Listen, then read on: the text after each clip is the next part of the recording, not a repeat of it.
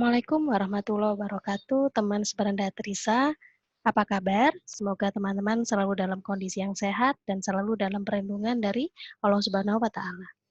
Teman seberanda Trisa semuanya, pada pagi hari ini saya kedatangan seorang tamu, seorang wirausaha muda yang prestasinya sangat membanggakan, Patricia Debbie Sugiarto.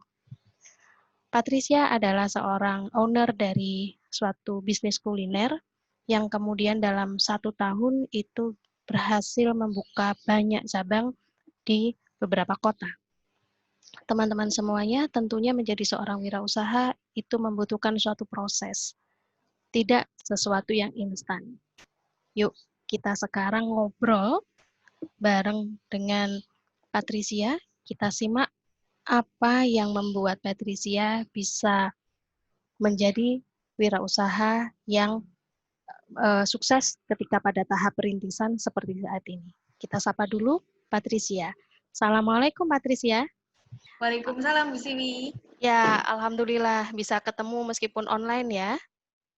Iya, Bu Siwi. Apa kabar, Pat? Alhamdulillah. Sibuk, Bu. Saya sibuk. Ini lagi urus jupreknya karena kan kemarin barusan libur lebaran, terus ini balik lagi, terus mau UAS juga. Jadi ya Harus bisalah pintar-pintar semangat. bagi waktu ya. Iya, Pintar-pintar Bu, bagi benar. waktu. Patricia, sebelumnya saya Iya. menyampaikan terima kasih Patricia mau mampir di Beranda Trisa untuk bisa sharing sama teman-teman. Di bagian awal tadi saya sudah menyampaikan tentang siapa tamu saya hari ini gitu. Patricia Debbie Sugiarto. Nah, Patricia, sebelum saya nanya-nanya nih tentang bisnis dan juga tentang jiwa kewirausahaannya Pet kayak gitu ya. Saya selalu terkagum-kagum gitu ya ketika harus membacakan prestasi Pet gitu. Masuk di salah satu perguruan tinggi negeri di Surabaya di usia Usia 16, Bu. 16 tahun. Di usia Iya, 16 16. tahun. Jadi berarti ngikut akselerasi ya. Iya, Axel 1 kali sama kecepatan satunya. Oke. Satu 16 kecepatan tahun. TK-nya. Ya, 16 tahun menjadi seorang mahasiswi, lalu kemudian di tahun 2018 itu menjadi mahasiswa berprestasi dari Fakultas Ekonomi dan Bisnis, juara 2 ya Mbak Pet? Iya. Ya, juara 2. Juara 2, ya.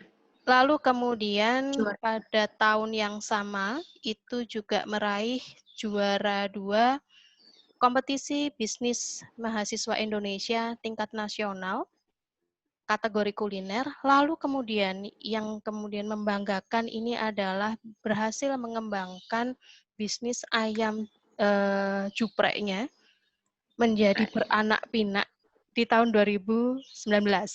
Dari berapa outlet ke berapa outlet 18. nih? Iya, 19. Dari 2018, dari pertama awal itu dua aja, Bu, kita coba, terus lanjut lagi 2019 itu puncak-puncaknya itu sampai Malang, sampai Pare, itu sampai 9 cabang. Sampai 2019 akhir lah, 2020 ada pandemi dah. Duh. Akhirnya Insya ya Allah, merasakanlah. ya, kalau tidak diuji, itu juga tidak akan bisa merasakan bagaimana prosesnya untuk menjadi besar. Iya, bener, Bu. Betul. Iya, merasakan dari diputer lagi gimana.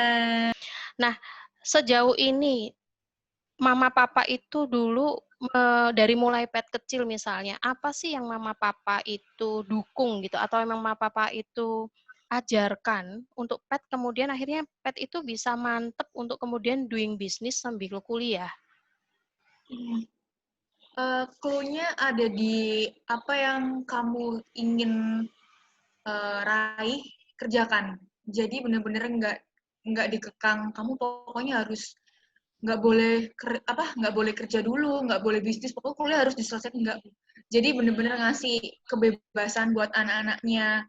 Terus juga clue yang kedua itu kalau cari uang itu susah. Jadi karena nggak segampang kamu melihat orang-orang itu sukses, dia dapat uang, itu kamu nggak tahu dari nolnya seperti gimana. Jadi lebih baik mulai dari bener-bener kamu dari awal, dari muda, untuk biar tahu bahwa gagal itu pasti ada ke depannya. Nah, raih gagal itu dulu, terus jadikan itu motivasi, semakin kamu menjadi orang yang lebih matang daripada orang lain. Itu yang diberikan sama orang tua saya. Jadi sampai sekarang kalau misalnya di keluarga saya, dan kan saya punya kakak juga, jadi sama-sama di bidang bisnis, ada bisnisnya sendiri, kuliner. Jadi kalau ketemu ya bahasannya bisnis, Bu. Jadi ini nanti mau kirim apa gitu. Jarang kalau bahas perkuliahan, bahkan itu kita jarang karena memang mungkin ya lingkungan itu tadi, dari lingkungan dini pun juga mendukung. Oke, jadi dalam satu keluarga nggak hanya Pet aja nih yang punya usaha? Iya, karena saya berhubung 2 bersaudara, kakak saya kebetulan juga dagang kuliner juga. Terus juga masih kuliah, jadi sama-sama sama lah pokoknya, apa yang saya rasain sama dia yang merasakan gitu. Boleh dong kakaknya dipanggil. Oh iya Bu, Kalian? Ya. Angel? Ya. Ini kakak saya, Bu. Wah, dua-duanya cantik-cantik. Dua-duanya cantik-cantik. Assalamualaikum, Mbak Angel. Waalaikumsalam. Iya, Mbak Angel, makasih juga mau gabung ngobrol Ya, sama Pet sama Bu Siwi bikin ngomongin semua ya. tentang bisnis gitu ya. Mbak Angel ini juga kuliahnya di manajemen juga? Iya, di Universitas Muhammadiyah Malang. Oke, alhamdulillah. Mbak Angel, bersaudara nih. Lalu tadi menyampaikan bahwa setiap hari lebih enjoy ngomongin tentang bisnis, gitu. Kalau Mbak Angel nih, mama papa tuh menanamkan bisnis itu ke Mbak Angel kayak apa nih? Kalau menanamkan bisnis itu yang pertama harus dari bawah, jadi biar tahu gimana sih susahnya bikin bisnis gitu loh. Soalnya bikin bisnis itu nggak semudah orang yang dia lihat, gimana hasilnya, gimana ramenya, kalau ada peminat. Jadi diajarkan kalau buat bisnis itu harus dari bawah, dari nol gitu. Biar tahu gimana Supaya sih tahu prosesnya gitu ya. step ya. Biar ada ceritanya, Bu Siwi. Kalau nggak dari bawah, itu nggak tahu pastinya nanti apa suka dukanya gitu. Jadi mungkin prosesnya itu yang mama papa ingin tanamkan kayak gitu. Oke, lalu diskusinya ngomongin apa sih? Jadi kepo. Jadi kadang kalau diskusi tuh sambil tengkar-tengkar kecil, Bu. Kita kadang kayak debat, misalnya dia lagi sibuk kirim siomay nih. Nah, kan pada saat kemarin itu Lebaran, ini cerita sedikit ya, Bu. Jadi sebelum Lebaran itu kan kita mau kirim-kirim hampers gitu kan, sekalian promosi kita, brand kita sendiri. Nah, itu kita debat nih, dia mau ngasih hampers yang isinya ada jupreknya, dan saya nggak mau ada somaynya dia, karena nanti saya pengen nge-branding ayam geprek saya sendiri, nggak perlu ada produk lain. Ya, kita debat di situ tuh, Bu. Kalau mau kirim hampers itu produknya sendiri-sendiri aja, biar orang nggak mempromosiin juga. Kan saya mikirnya gitu ya. Itu termasuk diskusi yang bikin perdebatan gitu. Tapi sebenarnya juga tujuannya sama, kita pengen brand kita juga dikenal sama orang lain, terus pengen orang juga coba brand kita sendiri. Mbak Angel dan Pet, pengen nggak sih atau punya cita-cita nggak sih setelah pasca kalian nanti lulus gitu ya, lalu kemudian mungkin ada tahapan di dalam kalian tuh setelah lulus itu ada tahapan lain. Kalian pengen punya suatu usaha yang bareng kayak gitu? Usaha bareng. Kalau saya sendiri ya Bu ya, kalau usaha bareng itu oke lah, kita usahanya satu ranah yang sama nih, kuliner, fashion. Tapi brandnya tetap beda, Bu. Karena kita dari kecil Pemikirannya sudah beda. iya, meskipun kita sama di kuliner, tapi kita pengen ngembangin brand yang berbeda gitu. Jadi pasarnya juga beda, penggemarnya juga beda, tapi pengen tetap satu ranah. Jadi kalau misalnya ada info pemasok atau info supplier atau franchise makanan itu kita sama-sama cari ilmu gitu. Tapi kalau brand yang berbeda gitu. Karena saudara nggak bisa lepas dari pertengkaran kecil, Bu, saya. Bisnis is bisnis, bersaudara tapi tetap profesional. Gitu ya. Oh iya. Oke, makasih Mbak Angel udah gabung. Semoga bisnis kulinernya sukses ya Mbak Angel ya. Pemasarannya juga lebih meluas, lalu kemudian konsumennya juga justru lebih banyak lagi, malah lebih banyak lagi. Thank you Mbak Angel. Ya, makasih Bu, sama-sama. Ya. Oke, Pat lanjut lagi ya. Oke, Bu. Patricia ini kan kuliah di manajemen, sekarang juga sudah mulai ngerjain skripsi gitu. Kebayang tuh pasti sibuknya, kebayang gimana fokusnya gitu kan. Pastinya sampai semester ini ilmu yang didapat itu kepake nggak sih untuk kemudian Pat itu menjalankan bisnis di Ayam Cupra ini?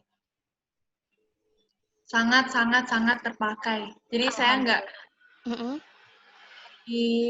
dari mata kuliah yang susah loh, Bu, kayak akuntansi biaya sampai mata kuliah yang mungkin UKM lain bilang itu sepele kayak digital marketing segala macam, tapi itu sangat-sangat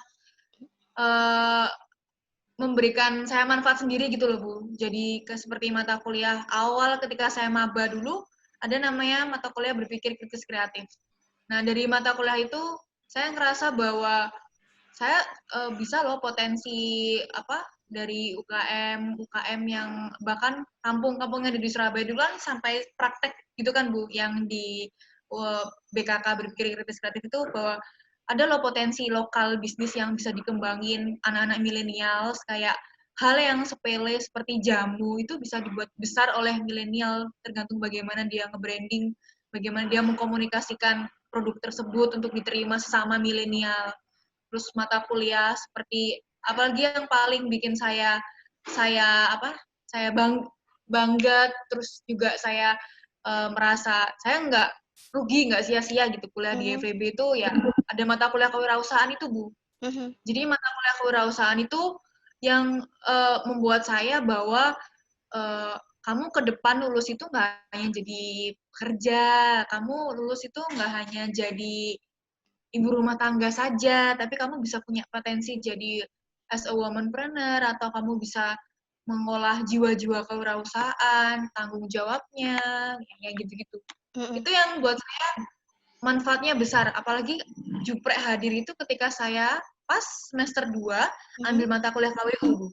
Oke, menarik ya Pet ya. Jadi Pet itu benar-benar kebentuk nih jiwa wirausahanya ya dari keluarga dari lingkungan kayak gitu. Iya. Lingkungan kampus, lingkungan teman-teman kayak gitu. Patricia sendiri pernah nggak sih kemudian bisnisnya dan juga Patricia sebagai owner bisnisnya itu mendapatkan binaan gitu dari suatu lembaga atau instansi gitu yang kemudian justru semakin mematangkan Pet untuk kemudian bisa running bisnisnya? Tentunya itu salah satu tujuan saya masuk punya relasi dengan dosen, dengan teman-teman itu karena saya juga ingin dapat mentoring. Karena beberapa orang berkata bahwa ketika kamu stuck di bisnis kamu bisa punya potensi atau peluang dengan berkomunikasi dengan mentor. Nah, saya bingung tuh, Bu, saya nggak, pada saat awal-awal saya bingung mentor yang disebut mentor itu seperti apa gitu, saya masih bingung pada saat itu. Kemudian saya ikut lembaga di PPKK itu Pusat Pembinaan Karir dan Kewirausahaan. Di situ ada program PMW, program mahasiswa wirausaha itu tahunan. Jadi pada saat itu saya ambil yang 2019 2019 itu terus saya dapat kesempatan untuk ikut inkubator bisnis yang Womanpreneur by Irma Sustika itu. Nah, di situ saya dapat satu mentoring yang buat nggak hanya bisnis saya, Bu, tapi mindset saya sebagai perempuan untuk melakukan bisnisnya sendiri, apalagi masih kuliah. Jadi saya dapat secercah insight baru, nggak hanya tentang bisnis kuliner tuh gini-gini harus penyajiannya seperti ini kalau makanan, tapi dalam diri saya sendiri saya dirubah gitu, Bu. Terus kemudian ada itu kalau nggak salah 2019 itu saya ikut IWPC yang sekitar 4 bulan, jadi saya dapat mentoring dari para mentor-mentor yang ternyata dia sudah membawahi beberapa bisnis kecil-kecil yang sampai saat ini masih sustain gitu. Ternyata Patricia itu memang benar-benar rasa ingin taunya itu tinggi, keinginan untuk kemudian prestasinya itu tinggi, itu mungkin ya Pet ya yang kemudian bisa membuat ayam juprek dari 1 store sekarang sudah 9 store di 3 kota. Gitu. Oke, Patricia. Ya. Apa tipsnya bagi teman-teman yang dapat ilmu tentang bisnis itu untuk mulai bisnis? Karena kan belum tentu nih teman-teman itu belajar bisnis kayak Patricia, tapi ternyata naluri bisnisnya itu enggak tumbuh gitu. Apa tipsnya? Tipsnya yang pertama, ini saya berdasarkan pengalaman saya sendiri itu changing your mindset pertama. Kenapa ketika kita sudah berpikiran, saya nggak bisa jadi pebisnis, saya nggak bakal bisa punya usaha, saya nggak bisa seperti keluarga teman saya, itu kalau misalnya tetap selalu di pikirannya teman-teman, atau itu tetap aja sampai kapanpun, sampai menjelang lulus kuliah pun kalau masih punya pikiran kayak gitu, susah, Bu. Karena kalau misalnya mindset-nya sudah negatif, dia bakal apa yang kita lakukan pasti juga berpikiran negatif. Terus kedua, nggak hanya changing mindset. Saya pertama kali ketika saya berniat kuliah itu, niat kuliah saya hanya awal saya pokoknya saya dapat di bangku kuliah harus saya praktekkan gitu. Itu mindset saya. Praktekkan, oh nggak hanya tentang prestasi akademisi, tapi saya juga harus punya objek yang bisa saya lakukan di luar, yaitu usaha saya sendiri. Terus kedua, circle di dalam lingkungan, entah itu teman, entah itu keluarga, meskipun keluarga mungkin beberapa teman-teman mungkin keluarga yang ada beberapa keluarga yang udah kuliah dulu aja, lulusin tanggung jawabnya dulu, terus habis itu baru kerja atau baru bisnis. Tapi coba deh kalau misalnya kita bisa bersikap dewasa, terus habis itu kita bisa menjelaskan secara runtut, apalagi sama orang tua, kalau kita bisa kok bagi waktu, kita bisa kok ibaratin melahirkan prestasi gitu. Ya ngebuat semacam alasan yang orang tua akan mengiyakan gitu. Soalnya kendalanya di situ, Bu. Ya, saya banyak yang bilang ke saya kalau kendalanya tuh ya saya bingung cari modal lah, saya bingung izin orang tua karena takut keganggu kuliahnya. Coba kalau misalnya bisa nunjukin satu bukti kalau misalnya bisa sebanding dengan kuliah, dengan bisnisnya, misalnya kuliahnya IPK-nya tetap stabil, terus ada penghasilan lain selain uang jajan. Nah, buktiin ke orang tua. Terus apalagi circle temen sih Bu ya, itu paling utama. Soalnya lingkungannya udah nggak ngedukung itu udah ke bawah ya gitu ya. terus apalagi Bu. Terus yang ketiga bahwa selagi kita masih memiliki teman dan apalagi yang masih kuliah tuh masih punya dosen, yang masih punya teman, itu jadikan mereka sebagai as oriented marketer gitu Bu. Jadi mereka bisa kok membantu kita dengan cara teman-teman. Kalau misalnya saya punya bisnis ya teman-teman bisa ngebantu. Oke, Pat. IPK tinggi nih, stabil terus gitu. Lalu kemudian prestasi juga tinggi gitu. Saya ini jadi penasaran. Nantinya ketika Pat lulus, gitu. Apakah Patricia tetap mau melanjutkan bisnis, artinya membesarkan ayam juprek, atau malah mau milih kerja sebagai seorang profesional? Gimana? Eh, Setelah saya lulus itu, yang namanya apa yang sudah saya dirikan sejak dari nol, saya nggak pingin sia-sia hilang, sia-sia tiba-tiba udah nggak ada nih juprek gitu. Saya tetap ada dalam diri saya pingin mengembangkan itu. Tapi di sisi lain, saya harus belajar Bu, karena kan nggak bisa, meskipun kamu sudah sukses di atas, itu apa yang dikatakan orang tua saya Bu, ketika kamu udah sukses di atas, kamu nggak boleh lepas dari namanya belajar. Belajar terus dari manapun. Jadi saya harus belajar. Pertama ya, saya harus memposisikan diri saya sebagai karyawan itu seperti apa. Gimana sih rasanya ditekan seorang atasan gitu. Gimana sih harus dikejar deadline sama atasan. Gimana sih harus rasanya dimarah-marahi sama atasan. Jadi saya justru ingin belajar untuk mendalami gimana sih rasanya untuk menjadi seorang yang diberi tekanan atau segala macam. Pastinya ada Bu. Saya pada saat ini saya juga planning pengen magang Bu. Jadi untuk kan ada magang online ini Bu. Di beberapa e-commerce itu saya kebetulan tertarik gitu Bu. Apalagi kan kalau misalnya milenial itu kan ibaratnya magang online itu, atau apalagi kalau magang e-commerce Shopee, Tokped, GDID itu kan paling yang diincar sama millennials ya. Saya nggak ingin untuk sebagai anak muda tuh juga ingin tahu tentang perbisnisan e-commerce itu seperti apa gitu loh. Mungkin saja nanti ke depannya juprek nggak hanya offline, tapi bisa road to marketplace yang mengayomi kuliner geprek bahkan. Jadi mengkolaborasikan seluruh usaha geprek yang di Indonesia, tapi berdasarkan online. Nah, itu cita-cita saya. Terus juga saya juga pengen sekolah sebenarnya Bu. Pengen sekolah lagi. Jadi sebagai apa? Saya nggak mau stop. Selesai saya kuliah, terus ada penghasilan sendiri, terus saya pengen ngembangin geprek udah gitu. Tapi saya juga harus punya tanggung jawab bahwa saya harus belajar gitu.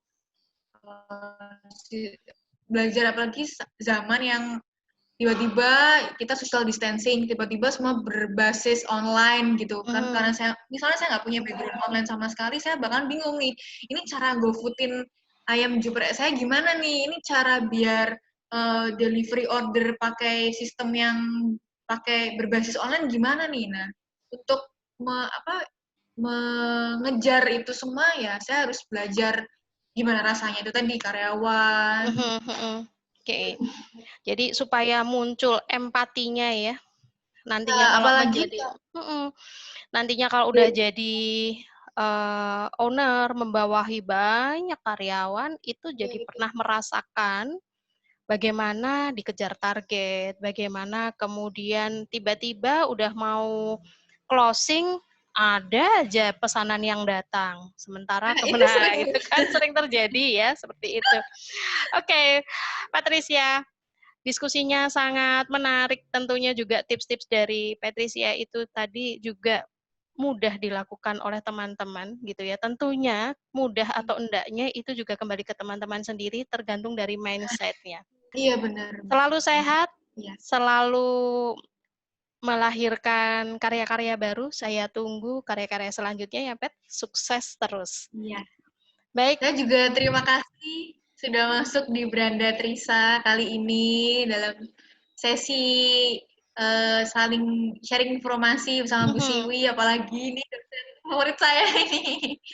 Terima kasih Bu Siwi. Sama-sama, Pet. Bu Siwi juga sehat. Ya, selalu sehat ya. Ya, Bu Siwi juga, Bu. Mama dan Papa. Semoga semuanya juga selalu sehat. Terima kasih, Pet. Assalamualaikum warahmatullahi wabarakatuh. Waalaikumsalam warahmatullahi wabarakatuh. Teman-teman semuanya, menarik sekali perbincangan dengan Patricia. Bagaimana Patricia menceritakan jiwa kewirausahaannya diperoleh dari mana saja. Dari keluarga, dari lingkungan sekitar, dari kampus, dan juga dari keinginannya dia untuk mendapatkan dari orang-orang lain termasuk dari mentornya. Semoga apa yang disampaikan oleh Patricia membawa manfaat bagi teman-teman semuanya. Saya pamit undur diri dulu. Beranda Trisa, kami yang sharing, Anda yang saring. Assalamualaikum warahmatullahi wabarakatuh.